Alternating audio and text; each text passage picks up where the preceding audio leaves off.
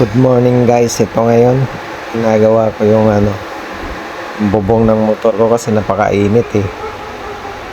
Ayan kasi sirang-sira na talaga, wala na oh, parang parang skeleton na tailok. Wala na talaga.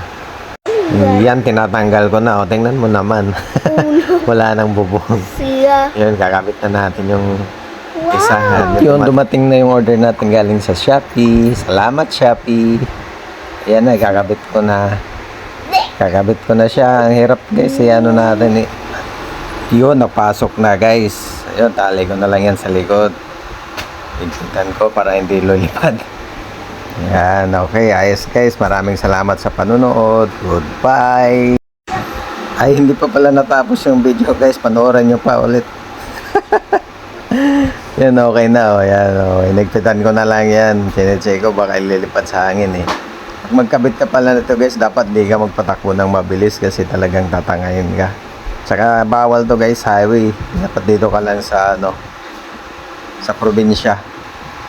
Kasi malaking tulong to guys, lalo na pag sobrang init, summer ngayon. Tapos biglang umuulan, di ba? For safety na rin, kaya gamit ko to kasi matanda na eh. Pag matanda na, kailangan alagaan ng sarili.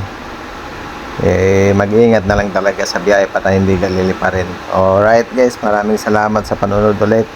Goodbye sa inyong lahat. Thank you.